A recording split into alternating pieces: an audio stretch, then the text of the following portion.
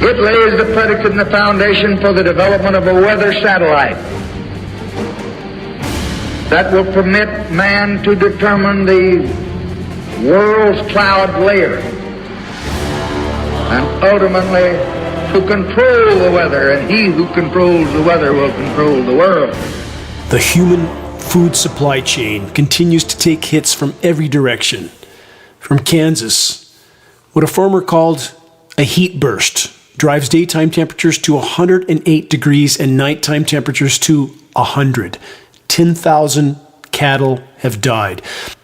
Was the record heat, day and night, the only factor? Stay tuned. We'll consider this question. More than 15,000 sheep have drowned. That's quite a contrast, isn't it? But it all adds up to less food. Again, more to come. Completely freak and absolutely not natural weather events in the recent past have killed hundreds of thousands of cattle, sheep, alpacas, and who knows how much wildlife. More specifics to come. From the LA Times, major water cutbacks loom as shrinking Colorado River nears, quote, moment of reckoning. Yes, the reckoning. It's definitely here. But it's not limited to the engineered cutting off of precipitation to the Colorado River Basin.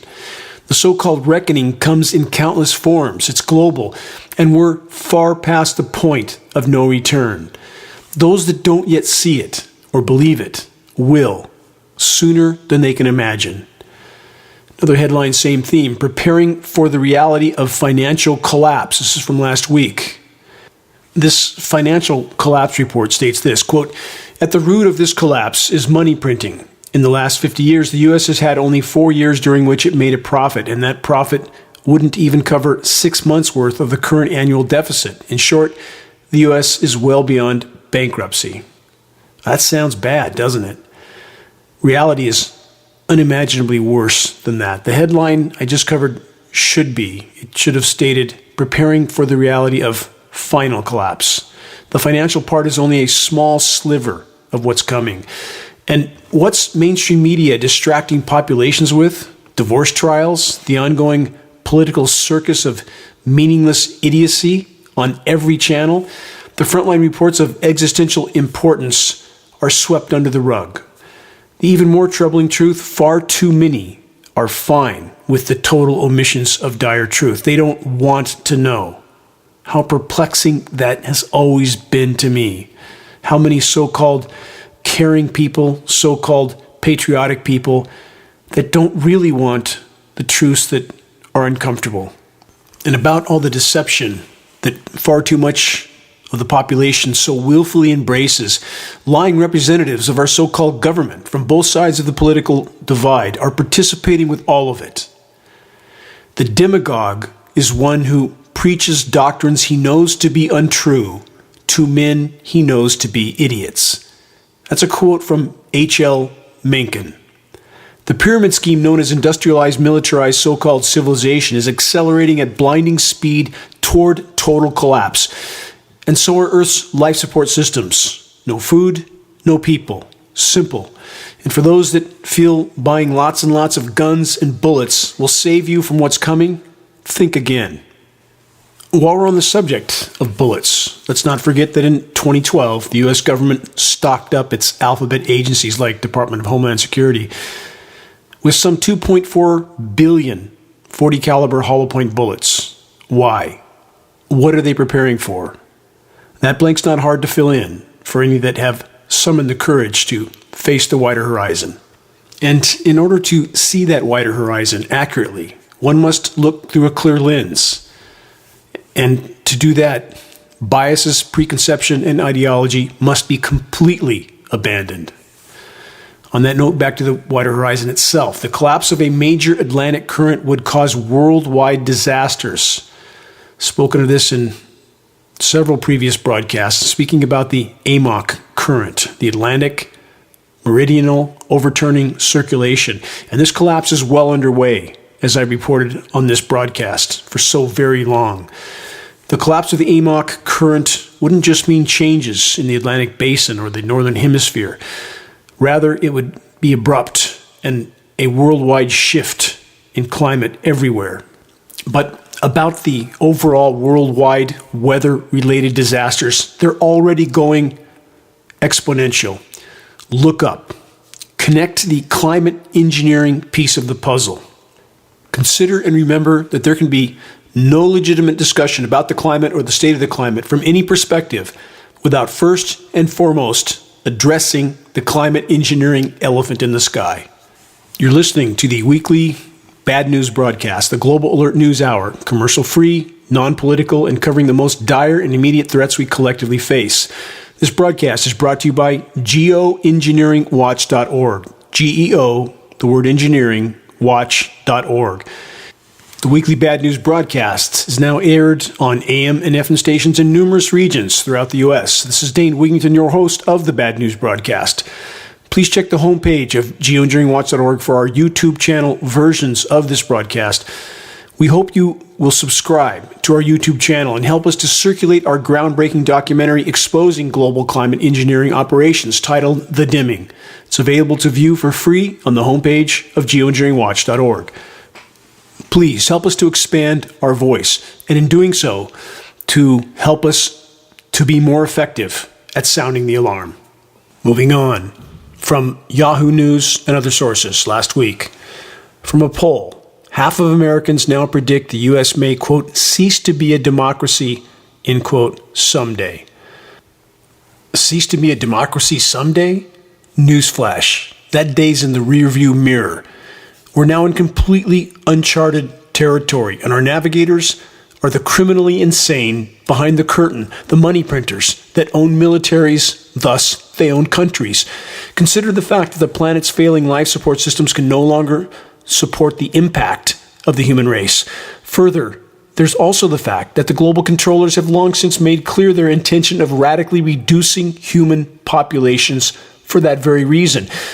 But since it's inarguable that those in power are the ones most responsible for creating this paradigm. And yes, the public has gone along. Those in power couldn't do what they have done without the active or passive support of the majority population.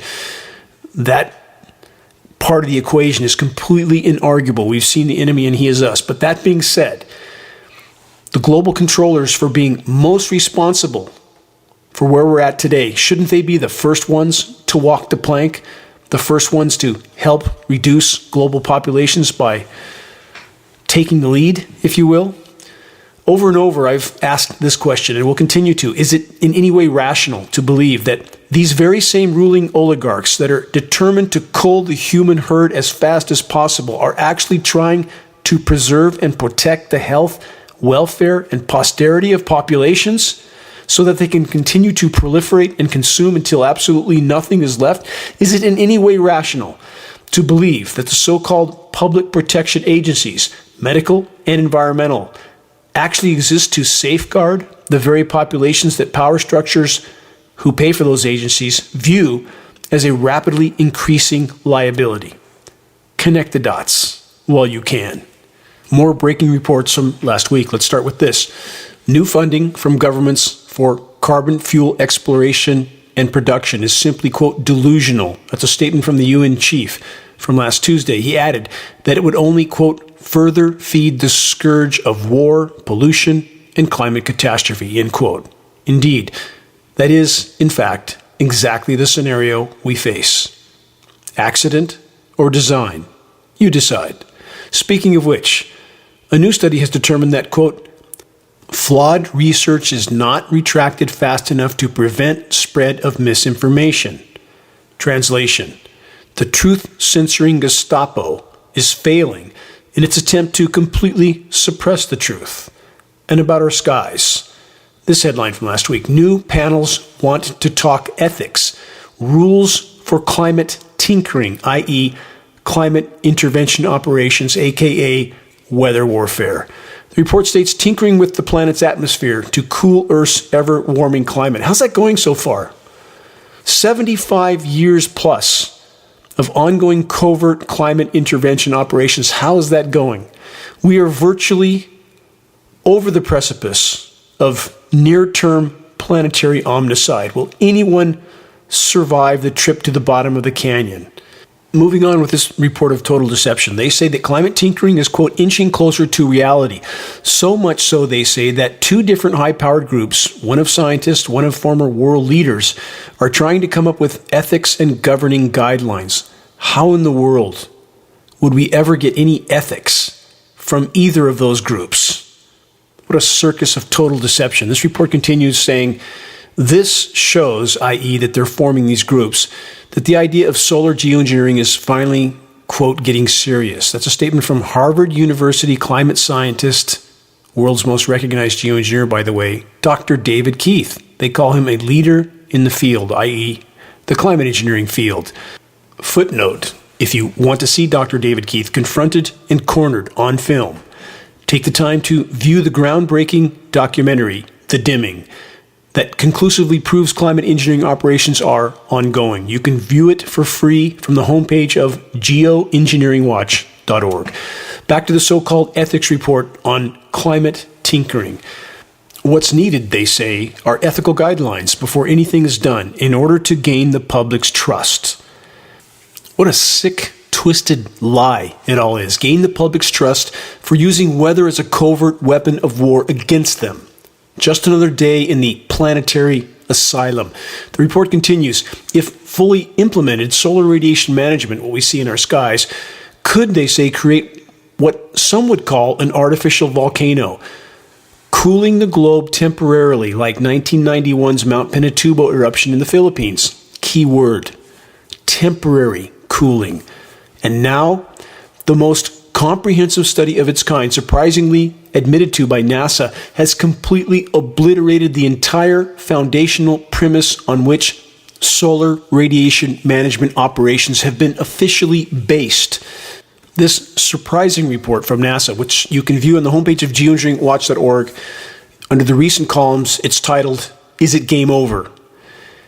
What this report did was completely confirm everything geoengineeringwatch.org has stated on the record from the beginning of our existence, that putting these light-scattering toxic particles into the sky to block some of the sun's incoming thermal energy would only provide very temporary toxic short-term cooling, as in 1 to 2 years, followed by a protracted and accelerating overall warming of the planet and a complete contamination of the entire biosphere. And that is exactly what is happening, along with a destruction of the ozone layer also happening. Completely confirmed by this report. And we still have the so-called climate science community pretending that they might deploy solar radiation management operations someday, and that they know it will work. When after 75 years of total destruction on our planet and being over the precipice of near-term planetary omnicide, they're still pretending that they haven't deployed this insanity and using weather as a weapon all over the globe.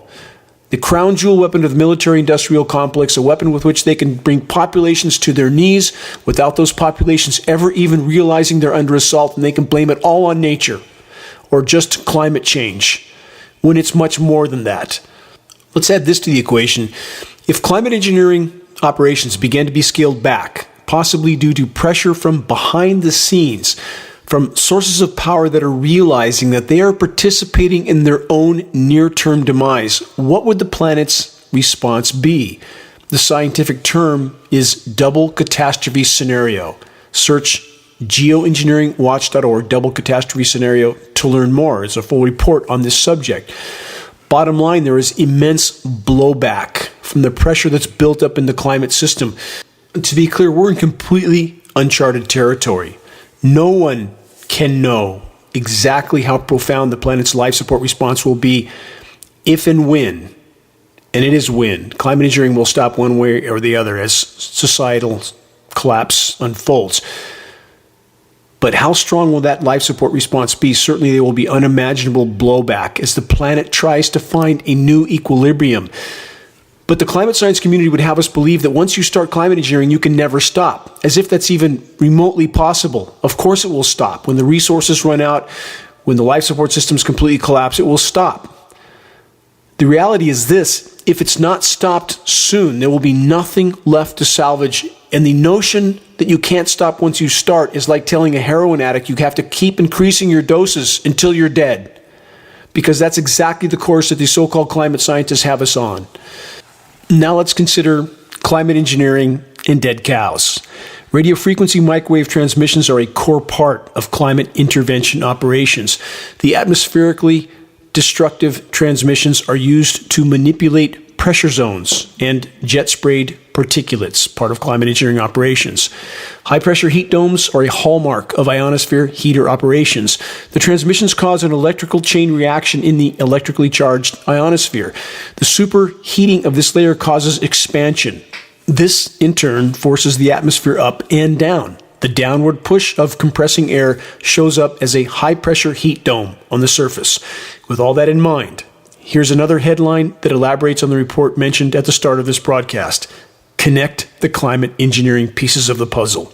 The following new headline is from agdaily.com. Extreme heat and humidity kills thousands of cattle in Kansas. The most recent estimates are 10,000 cows or more succumbed. To truly digest this occurrence, I would recommend locating the video of this event online and view it. Again, a local Kansas farmer called the occurrence a, quote, localized heat blast that pushed daytime temperatures to 108 degrees and nighttime temperatures to 100. This is not the result of natural weather patterns. For the record, cattle losses have already hit the United States hard in recent years as producers reduced herd numbers due to continued drought.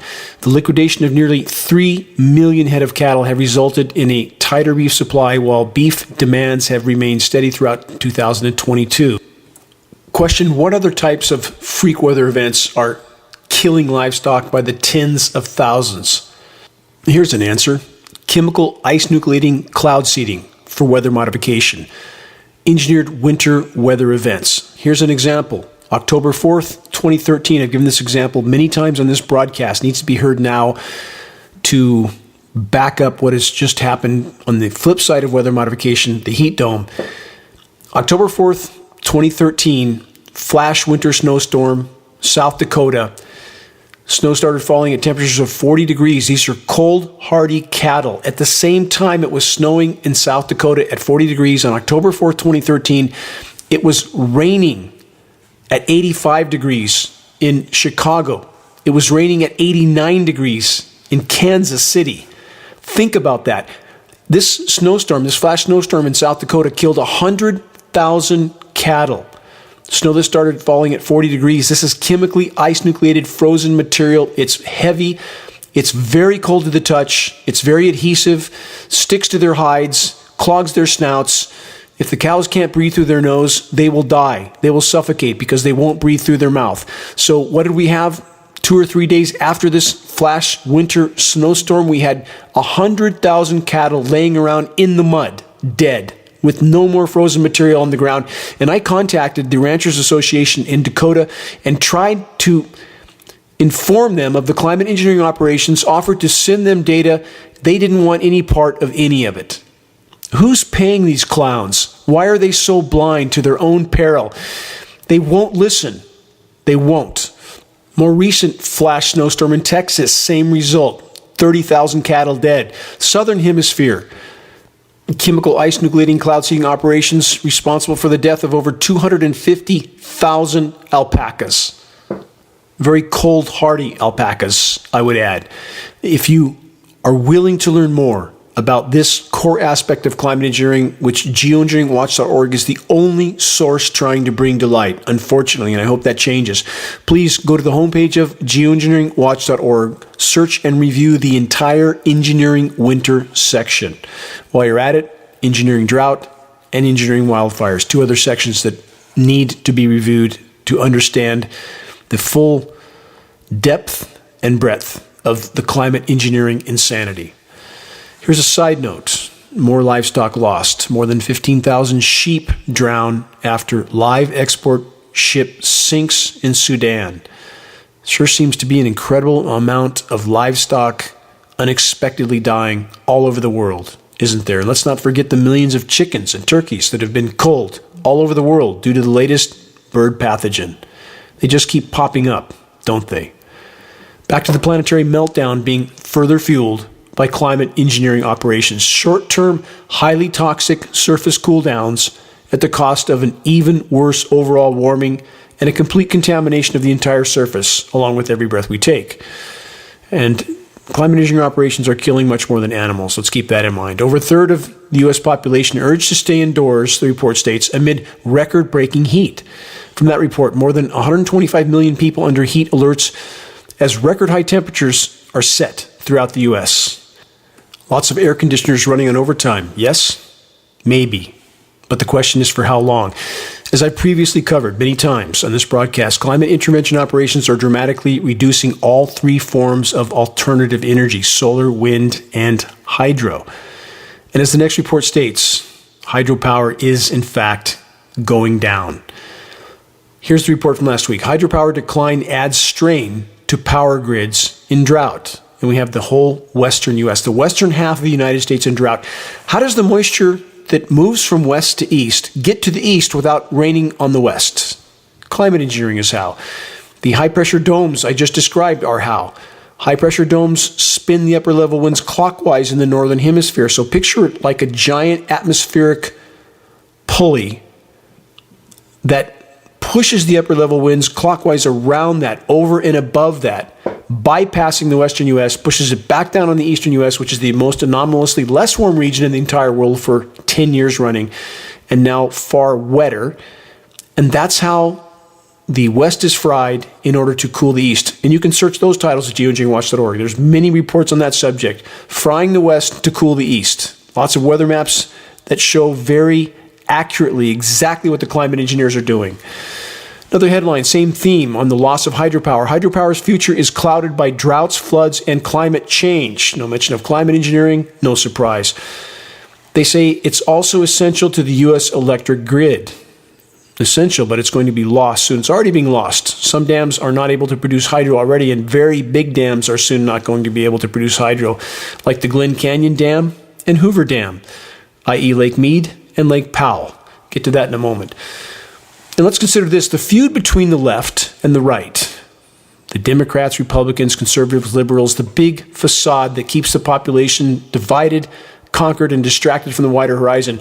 This feud about energy sources is just a divide and conquer theater of mass distraction. Neither side telling the truth, starting with both sides completely silent about the global climate intervention assault. Keep that in mind.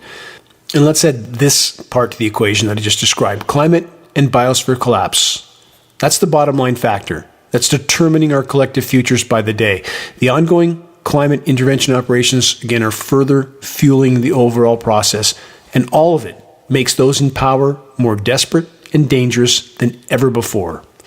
Back to Lake Mead and Lake Powell. They're both nearing what is called dead pool status. What's that mean? It means they are very, very close to the point where they can't pump anything out of either one of those lakes. No hydropower, no water. Cities like Vegas, Phoenix, and many, many others soon to be without water. The climate engineering assault rages in the skies overhead, and the entirety of official agencies, so-called elected officials, the so-called climate science community, pretending it's not happening.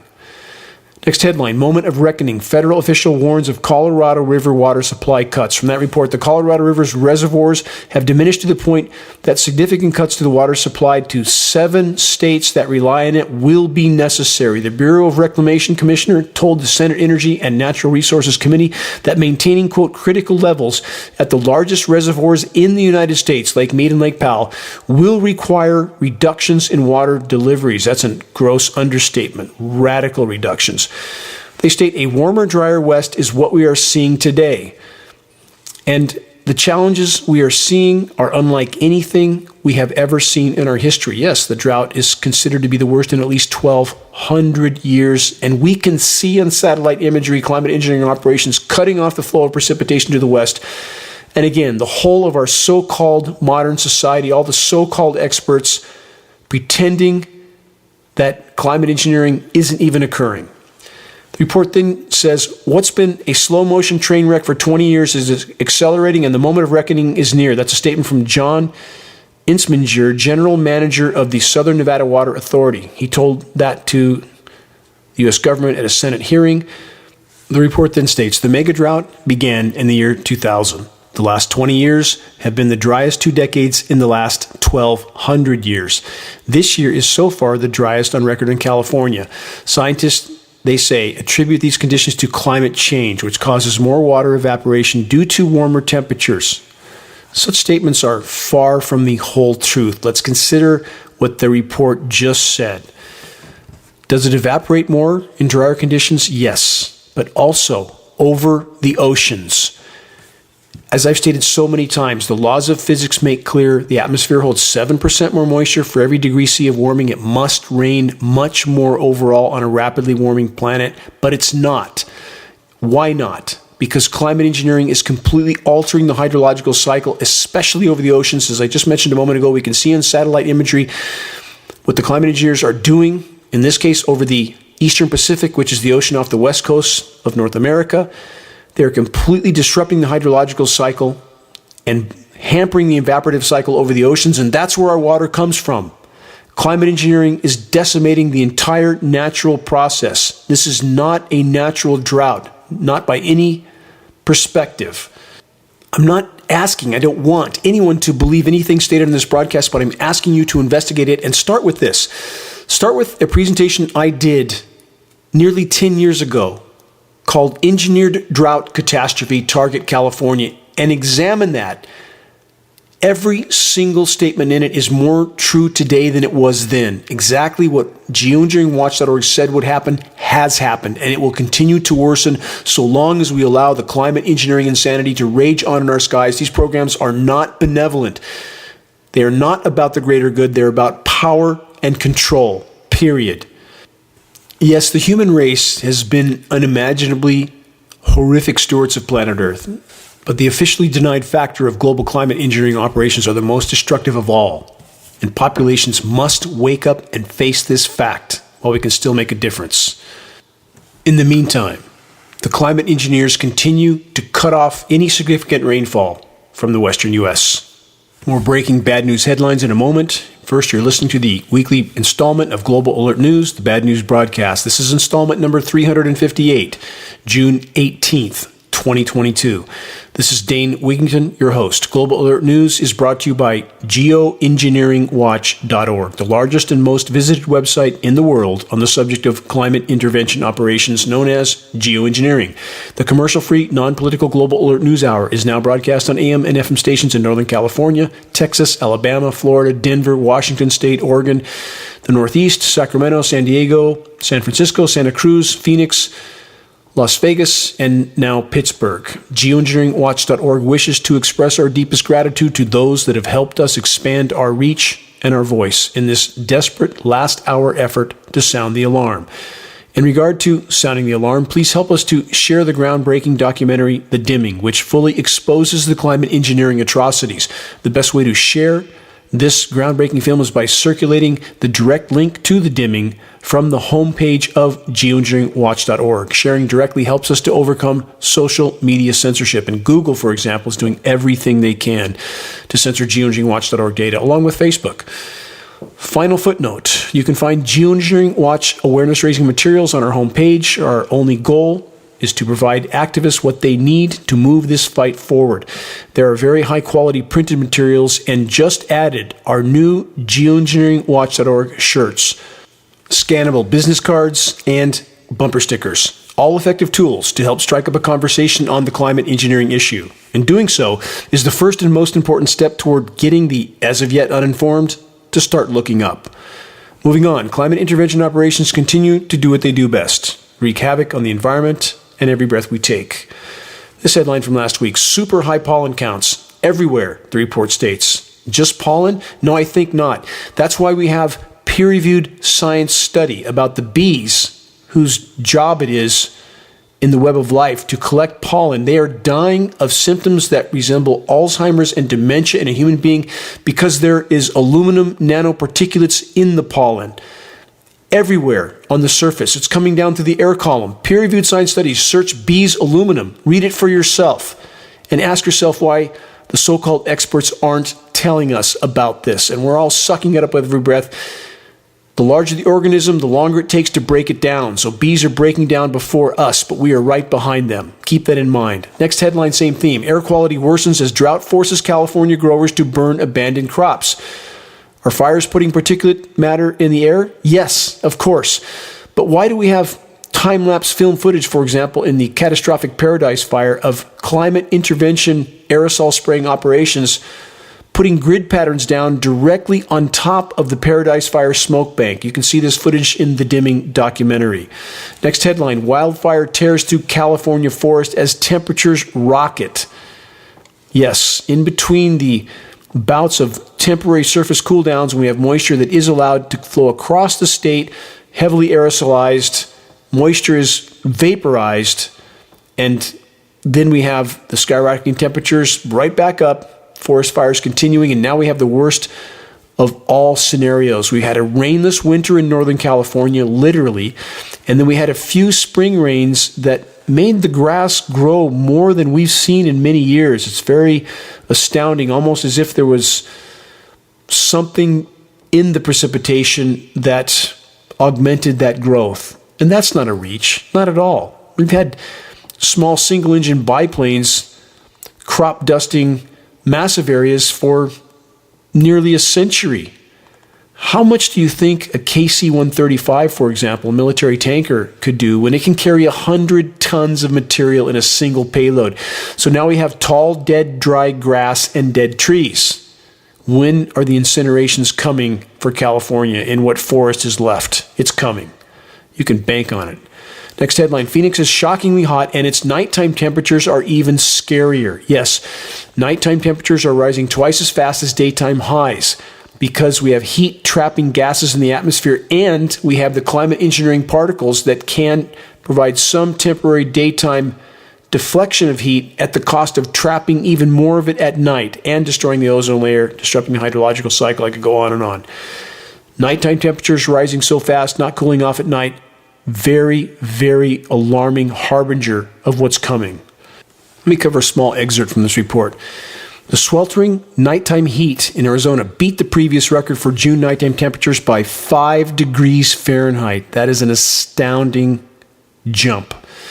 Both the U.S. and Europe are suffering heat waves, with temperatures soaring past 100 degrees in several Spanish and French cities, while dangerous temperatures are now affecting almost a third of Americans. Here's what must be remembered. You can't look backward at a graph on how long it took to get to this point, to set the stage for exponential planetary meltdown. We're at that stage now. It's like the fuse on a stick of dynamite. Might burn slowly for a very long time, but when it hits that critical point, the entire equation changes, and we are there. In Northern California in recent days, the featureless white skies were again set up. In a quiet location where I live, in the woods, off-grid, an endless parade of jets could be heard overhead but not seen. A few lower-level natural cumulus clouds can be seen on the horizons, but it's hard to make them out against the backdrop canopy of toxic solar radiation management cloud cover that can, and all too often is, utilized to diminish and disperse California's rain. The same is the case in so many parts of the world. And in other locations, there's endless deluge. It never seems to stop.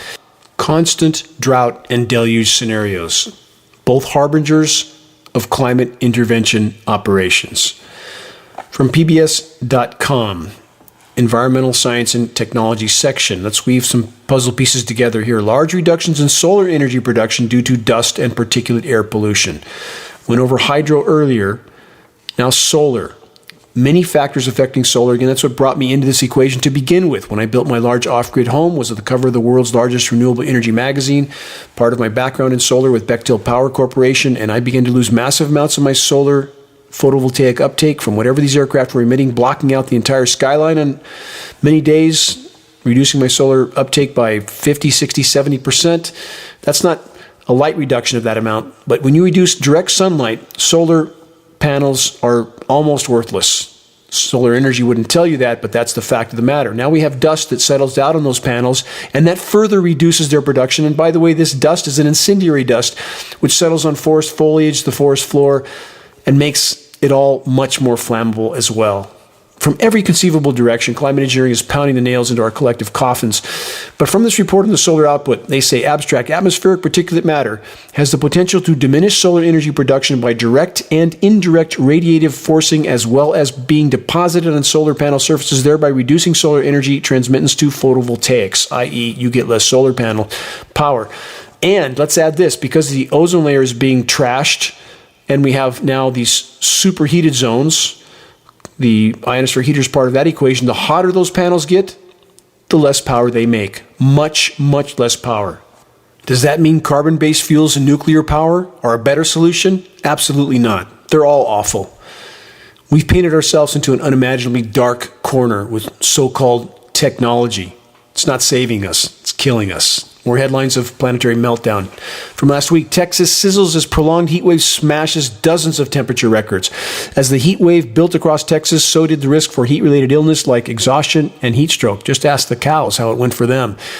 With less of a chance to cool down at night, went over that already, energy usage will continue to be high across the affected regions as residents attempt to stay cool. Good luck with that for very much longer. Very dry conditions at the surface give the atmosphere the ability to warm up faster and more intensely than it would normally, without water to evaporate. When you cut off the water and you orchestrate high-pressure heat domes, it magnifies everything I just went over. Next headline from last week. Scorching conditions grip Texas and the Southwest. Same theme. Record-breaking heat became the norm, the report states. Another headline, same theme. Texas power demand hits record as heat dome roasts state. Heat dome. In the title. Keep that in mind. But not to worry. The power demand won't remain at record high levels for that much longer, because soon there won't be any power. And for those that roll their eyes and walk away from such a conclusion, it won't be a matter of belief for long. It will be a matter of reality. Next headline last week, Death Valley exceeds 120 degrees Fahrenheit, breaking daily high temperature records. The report states, and listen carefully, a northward bulge in the jet stream unfolded over the southwestern states this week. That bulge in the jet stream, high-pressure heat dome, spins clockwise in the northern hemisphere. We described it earlier in this broadcast, spinning all the moisture and cooler air around that high-pressure heat dome. That's exactly what they're describing here. More heat headlines. From last week, heat wave affecting 100 million people as extreme weather extends across the United States. Here's another from the World Meteorological Association. Intense heat is gripping Spain and parts of the Mediterranean in early summer heat wave. It's actually still spring, but makes the headline sound less dire, doesn't it? That's their intent. From the UK Guardian, new data reveals extraordinary global heating in the Arctic. Please listen carefully to the few excerpts from this report because it confirms everything that Geoengineeringwatch.org has stated on the record for a decade and a half. Temperatures in the Barents Sea region are, quote, off the scale and may affect extreme weather in the U.S. and Europe, and describing some of that already. Climate engineering core to all of this. They then continue with this. New data has revealed extraordinary rates of global heating in the Arctic, up to 7 times faster than the global average. That does not bode well for many reasons. They then say it was already known that the climate crisis was driving heating across the Arctic far faster than the global average, but the new research shows the situation is much worse than previously believed. How many times have I said on this broadcast, for how many years, it's not as bad as we're being told, it's exponentially worse than we're being told, and that couldn't be hidden for much longer. I've said that over and over, and now we're seeing that is in fact exactly the case. Next statement from this report. The broader message is that the feedback of melting sea ice is even higher than previously shown. Again, confirmation of what Geoengineeringwatch.org has stated. And then they say this. The new study shows that even the best possible models have been greatly underestimating the rate of warming. They've been lying about the warming, pacifying populations until the brutal bitter end, and trying to hide the true significance of the warming, the true extent of the warming, by engineering surface cool downs, sensationalizing those cool downs in places like Denver and Boston, making the public believe it's not as bad as it is until we hit the wall at full velocity. This research was published in the journal Scientific Reports, and it's based on data from the Arctic. More headlines of planetary meltdown, with climate intervention operations further fueling the fires from countless directions. Search the Engineering Wildfire section of the homepage of geoengineeringwatch.org. Next headline from last week. Wildfire Alaska. Permafrost and forests are burning. Next headline from last week. Lower Yukon River wildfire is among Alaska's largest tundra fires on record, and it's not even summer yet. The report states it's also part of a trend of increasingly frequent tundra fires in that region. A wildfire that has scorched 153,505 acres near the Bering Sea in the Arctic and it's not even summer. Next headline, methane leak at Russian mine could be the largest ever discovered. The methane blowouts from the Arctic tundra are even worse. Search Siberian methane craters, look at those pictures, and ponder that one. Another headline from last week, again highlighting the runaway event that we are already in. It's called an abrupt climate collapse, climate engineering making all of it worse, not better. Here's the headline from last week. In South Asia, record heat threatens future of farming. That sounds ominous, doesn't it? And there's this. Dead fish are nearly all that's left of a lake in drought-stricken Chile. And this. Water crisis. Pakistan to run dry in 3 years. It's not going to take 3 years. It's going to happen sooner than that. Next headline. Extraordinary heat sends temperatures to nearly 130 degrees in the Middle East.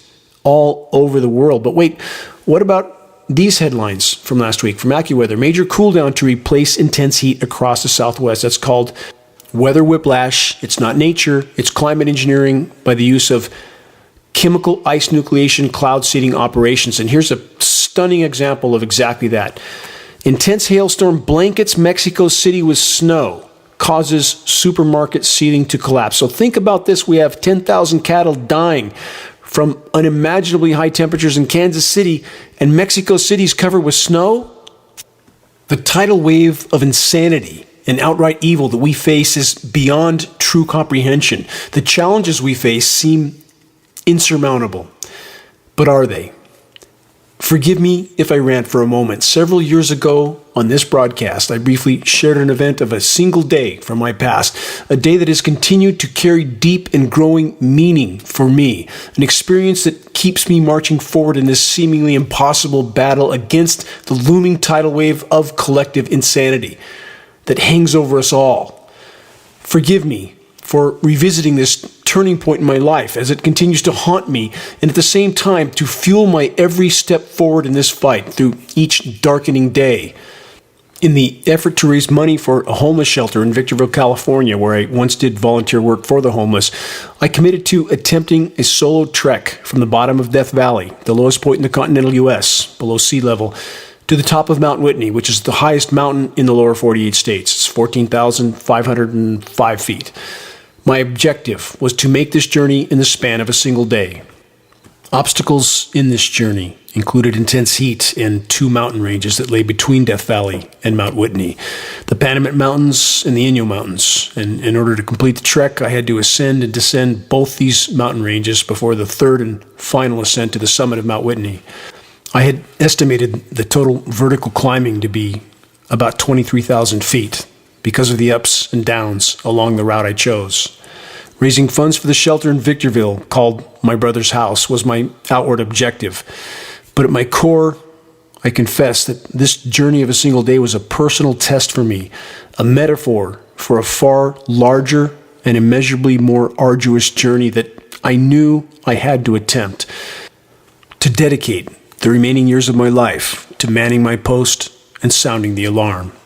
In what was to be, and still is, many years of constant marching in a battle that had to be waged. This is what I made mention of in the epilogue of the geoengineeringwatch.org documentary, The Dimming.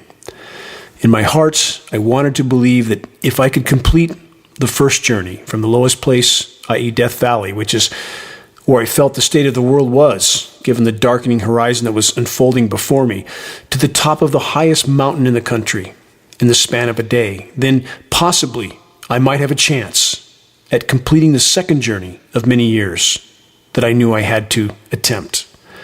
In my youth, I'd racked up many injuries, surgeries on both knees, broken ribs, wrist, both feet, all from individual incidents. But I trained relentlessly and was given a chance to recover and to continue on to many years of extreme endurance events. But now, I wasn't so young. I was 37. And so my endless day's journey began. And I departed the floor of Death Valley on a specially modified mountain bike. It was 12 a.m., July 6, 1999. It was 106 degrees at midnight. Nearly 100 miles of steep mountainous pedaling lay before me before I'd even begin my climb of Mount Whitney. And as I began the long ascent up the eastern slope of the Panamint Mountains, the magnitude of what I was attempting truly sunk in for me. I always stand when pedaling uphill. I can use my upper body. There's more leverage for pedaling. The hours went by. The air began to cool as I cleared the highest point in the Panamint mountain range. It was the early morning hours, and I remember how brilliant the stars were in the pitch black sky. I remember how far away the summit of Mount Whitney still was. I began my descent into the Panamint Valley. 2 chase vehicles were somewhere behind me to monitor my progress. I crossed the valley, stood up on my pedals, and began my ascent up the eastern side of the Inyo mountain range. Still more hours passed. The first signs of morning light, I remember, began to diminish the darkness. And as I crested the summit of the Inyo mountain range, the first rays of sunlight were beaming across the sky. How clearly I remember this, and there was what I sought, towering in the distance to the west, Mount Whitney. And for a moment, I remember pondering the point of what I was doing. To go on when you already feel the fatigue of traveling a great distance, to go on when the objective, when the destination seemed a million miles away. It seemed unattainable. I remember feeling that you can't get there from here, foreboding notion. How clearly I remembered that moment, and how many times it has returned over the last 20 years in my battle to expose the insanity. And I feel the deepest respect and regard to all those that I am so privileged to march with in this fight. I continued down the western slope of the Inyo Mountains and into the Owens Valley, and the summit of Whitney loomed even higher as I neared the valley floor. The sun was now blazing hot. I remember it so clearly. The eastern slope of the Sierra Nevada mountain range was being blasted by the full force of its intense rays.